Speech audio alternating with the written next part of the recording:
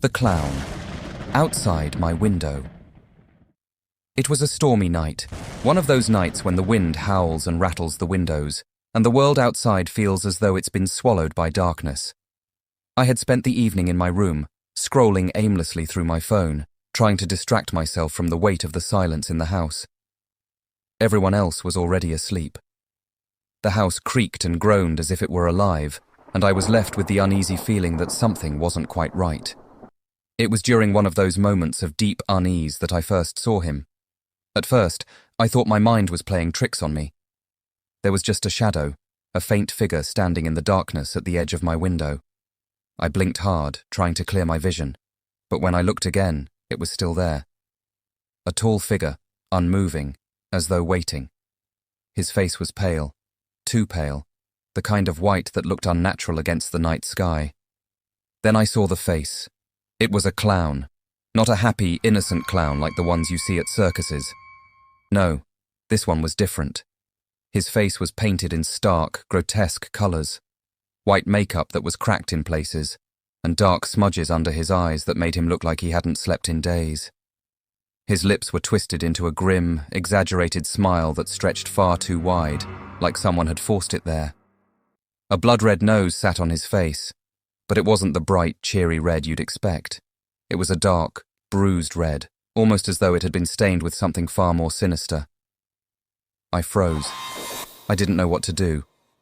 I told myself that it was just a trick of the light, that maybe it was a reflection from the street lamp outside, or a figment of my tired imagination. But deep down, I knew that wasn't true. I could feel the dread creeping in, the cold, creeping fear that something was horribly wrong. My heart pounded as I slowly backed away from the window, my eyes never leaving the figure. I stumbled over my own feet, tripping backward until I hit my bed. I turned quickly to grab my phone, desperate to call my parents, but I knew they wouldn't hear me. The house was too far away, too empty, too quiet. I dialed my mum's number, but it went straight to voicemail. I tried my dad's phone, and then my sister, but nothing. No one was answering. My hands shook as I hung up the phone, feeling a creeping sense of isolation. I was alone. I was completely alone. As I sat there in the dark, watching the clown stand motionless outside, my thoughts raced. What did he want? Why was he just standing there? And how long had he been there? I was about to turn away, to convince myself that I had imagined it all, when the figure shifted. Slowly, deliberately, the clown took a step forward. I watched, paralyzed, as the figure moved, not with the smooth human grace of a person walking, but with jerky mechanical movements, like something trying to move but failing. The clown's head tilted to one side, his eyes locking onto mine, even though I was sure he couldn't see me from behind the glass. His grin widened impossibly, and I could hear the faintest sound, like a low, mocking chuckle. It sent a chill down my spine. I wanted to run. I wanted to scream. But I couldn't. It was as if something was holding me in place, an invisible force that kept me rooted to the spot. Suddenly, the clown raised his hand and began to tap on the window. It was soft at first, like the sound of a raindrop hitting the glass. But then it grew louder, each tap deliberate, harder, more persistent. The clown's fingers made contact with the window, in a rhythmic, almost hypnotic pattern, the noise reverberating in my skull. Tap, tap, tap, tap. I could feel the sweat beginning to bead on my forehead. My breathing quickened as panic started to take hold. I was trapped, alone, in my own room, and there was nothing I could do. I tried again to call someone, anyone. My hands fumbled over the screen of my phone as I tried to dial, but before I could finish, the tapping stopped. A thick silence filled the room. And then came the voice. It was soft at first, almost like a whisper carried on the wind, but as it grew louder, I could hear it clearly. Come play with me. The words sent a wave of terror crashing over me. I wanted to scream, but my throat was dry, constricted. I couldn't make a sound. The clown's face was pressed against the window now. His wide, mocking grin was inches away, his eyes empty voids staring right into mine. He moved closer, his breath fogging up the glass. I could hear him breathing. Slow. Deep. I couldn't move. My body refused to respond, and all I could do was watch as he leaned in, his face disappearing into the glass, only to reappear right in front of me, his face a twisted mask of madness. And then, just as suddenly as it had started, he was gone. The clown vanished into the night, leaving nothing but the sound of the howling wind and the creaking of the house. I stood there, frozen, unable to process what had just happened. My mind raced to make sense of it all. It couldn't have been real. It couldn't have.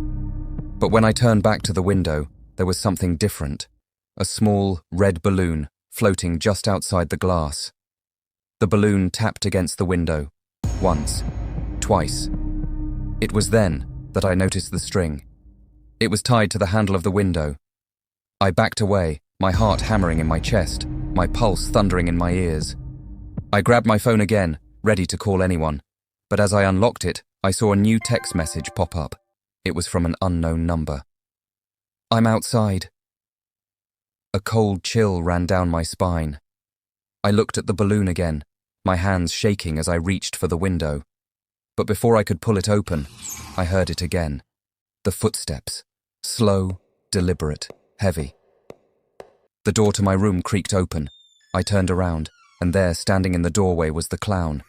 His smile wide, his eyes empty, his hands reaching for me. "Come play with me," he whispered again, his voice deep, raspy, and full of menace. And that's when I knew. The clown wasn't just outside my window.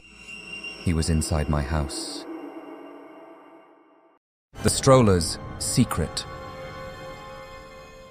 The town of Harrowsville had always been a quiet, unassuming place, tucked away in a forgotten corner of the world. But there was one thing the townsfolk could never escape: the chilling legend of the Stroller. A tale whispered between the elders and rarely discussed aloud, it had haunted the town for generations. It was said that deep within the old forest on the outskirts of Harrowsville, a stroller, old, worn, and abandoned, rocked back and forth, no one around, as if being pushed by an invisible hand. But no one ever dared venture into the woods after dark to see if the story was true. Until now. It was Halloween night when Lucas, Sarah, and Jack, 3 adventurous teenagers, decided they would uncover the mystery that had kept the town on edge for so long. Their curiosity outweighed their fear, and they were determined to see the stroller for themselves, to finally silence the whispers. The trio met at dusk, as the orange and red leaves of autumn swirled in the brisk evening wind. Lucas, the boldest of the group, was already brimming with excitement, his mind racing with the idea of becoming the heroes who would reveal the truth. Sarah, more cautious but intrigued, hesitated at the edge of the forest, her stomach tightening with unease. Jack, ever the skeptic, laughed it off, but couldn't shake the gnawing feeling in his gut that something was wrong. As they entered the forest, the air grew colder, the trees towering over them like dark sentinels. The sun had barely set, but the thick canopy of branches blocked out most of the light, casting eerie shadows on the winding path. The further they went, the quieter it became. No birds, no rustling of leaves, just the sound of their feet crunching on the dry, brittle ground. Minutes turned into hours, or so it felt. The deeper they walked into the forest, the more oppressive the silence became. Every snap of a twig beneath their feet echoed loudly, as though the woods were holding its breath. The smell of damp earth and decaying leaves filled the air, and with each step, a sense of dread grew heavier, making it harder to breathe. Finally, just when Sarah suggested they turn back, they came upon a clearing. There, in the middle of the moonlit space, stood the stroller. It was as described in the old tales: faded fabric, peeling wood, and rusted metal parts. The stroller creaked eerily in the still air, rocking slowly back and forth, its wheels turning with a faint, almost imperceptible squeak. But there was no one there, no person, no child, just the stroller, moving on its own, as if pushed by a force unseen. Lucas was the first to step forward. "This is it," he whispered, his voice full of awe and excitement. "It's real." But Sarah's eyes widened in fear. "Something's wrong. This isn't right," she murmured, instinctively taking a step back. The hair on the back of her neck stood on end, and she felt a cold chill running down her spine. Jack was already looking around, his heart racing. "I don't like this," he said, his voice barely a whisper. "We should leave. Now." But Lucas ignored them, too entranced by the sight of the mysterious stroller to be deterred. He stepped closer, his fingers trembling as he reached out to touch the handle. The moment his hand made contact with the worn wood, the ground beneath them trembled, a low rumble echoing through the forest.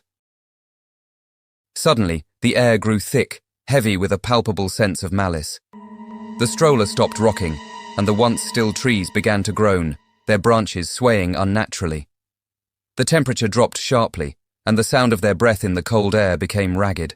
A loud screech pierced the silence, a high-pitched wail that seemed to come from all directions at once. It was a sound of anguish, raw, desperate, and filled with pain. The teens spun around, searching the darkness for the source of the noise, but they saw nothing. Then, through the mist, a figure emerged. A woman, her face pale and hollow, eyes as black as coal, her hair tangled and wild. Her arms were outstretched, her mouth opening in a silent scream, her gaze locked onto them with a chilling intensity. "Why did you touch it?" her voice rasped, hollow and echoing as if it came from deep within the earth. "Why did you wake it?" The woman's form flickered in the moonlight, her figure wavering like smoke. The stroller began to rock violently, its wheels spinning faster, as though something, or someone, was trying to get out. The ground beneath them began to shake more violently, as though the earth itself was alive with terror. The woman's voice grew louder, almost deafening. "You should never have come. You've disturbed it. And now, you will pay the price." Before they could react, the stroller tipped over, and from its hollow interior, a skeletal hand shot out, grasping at the air. It was black and decayed, the skin long rotted away, the bones clawing helplessly as if trying to escape from the cursed stroller. The teens froze, unable to move as the hand vanished back into the shadows, leaving behind only an oppressive silence. In that moment, the woman let out one final blood-curdling scream, her form distorting into a nightmarish shape before vanishing entirely, leaving the teens standing in the clearing, breathless and frozen in fear. The stroller stopped moving, but the air around them was still thick with dread. Without a word, they turned and fled, running through the dark woods, branches snapping against their faces as the fog closed in around them. Every step felt like an eternity as they pushed themselves harder, faster, until the forest finally gave way to the town. Back in Harrowsville, shaken and pale, they tried to tell the townsfolk what they had seen, but no one seemed shocked. They knew. The stroller was a curse, an ancient evil that had been lingering in the forest for as long as the town had existed, and once you disturbed it, it was never truly gone. The teens swore never to speak of that night again, but in the years that followed, they often found themselves listening in the dark, hearing the faintest sound of wheels creaking in the distance, the soft, rhythmic rocking of the stroller moving on its own. And sometimes, just sometimes, they could almost feel the cold touch of that skeletal hand reaching for them from the shadows. The party that never was. Diana had been planning the party of the century. It was her birthday, and she had convinced her parents to let her host it at their house, complete with a bonfire, a sound system blasting her favorite music, and all the excitement any teenager could dream of. It was going to be a night to remember, something she and her friends would talk about for years to come. She meticulously planned every detail, the invites, the decorations, the guest list. Everything was set. The night of the party, her friends started showing up, excited and ready to let loose. But from the very beginning, something felt off. Mark, Diana's best friend, was one of the first to arrive. He walked through the front door with a grin on his face, eager to help with the final touches, but the moment he crossed the threshold, he was hit by an unsettling coldness. The usual warmth of Diana's house was absent, replaced by a strange, almost suffocating stillness. He glanced around, expecting to hear the usual buzz of music and conversation, but there was only a distant hum, faint and warped, as if the music were coming from another world entirely. "Diana?" Mark called, stepping further inside. His voice echoed unnervingly in the empty hallway. He heard the soft shuffle of feet from upstairs, followed by the sound of a door creaking open. Diana appeared at the top of the stairs, her face pale and distant. She smiled at him, but the smile didn't quite reach her eyes. It was as if she were there physically, but her mind was somewhere else. "Hey, Mark," she said, her voice barely above a whisper. "Thanks for coming." Something about the way she said it sent a shiver down Mark's spine, but he brushed it off, thinking she was just nervous about hosting her first big party. Soon, more guests trickled in. The party seemed to start, but the energy was all wrong. The laughter was forced, the conversations were stilted. Even the music felt distant, the beat faint and warped, like it was coming from another dimension. Mark watched as Diana floated around the party, saying the right things, but there was something in her eyes that didn't belong there, something hollow. She seemed to be in a trance, as though she wasn't fully aware of what was happening around her. As the night wore on, the atmosphere grew heavier. The air grew thick with unease. Mark, feeling increasingly uncomfortable, decided to take a walk around the house to shake off the feeling. He moved through the empty rooms, the echoes of his footsteps ringing out in the silence. When he made his way to the kitchen, he found Alex, Diana's younger brother, standing at the window. He was staring out into the darkness, his eyes wide with fear, his hands gripping the windowsill so tightly his knuckles were white. "Alex?" Mark called out, trying to break the tension. "What's up? You okay?" Alex didn't respond, his gaze fixed on something outside, his face contorted in terror. Mark followed his line of sight, but there was nothing there, just the darkness of the backyard stretching into the distance. "Alex?" Mark repeated, now worried. He stepped closer, but before he could touch him, Alex finally turned, his face ashen, his eyes full of panic. "I saw something," Alex whispered. "Out there, in the yard." Mark tried to laugh it off. "You're probably just seeing things. It's late, man. Go get some sleep." But Alex was shaking his head, his lips trembling. "No, you don't understand. It wasn't a person. It was something else. Something wrong."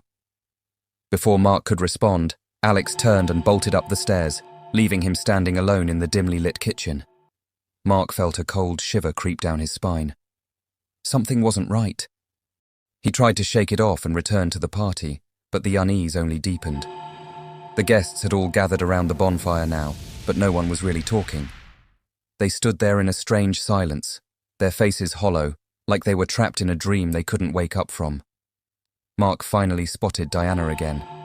She was standing by the fire, her hands pressed against her temples, her eyes unfocused.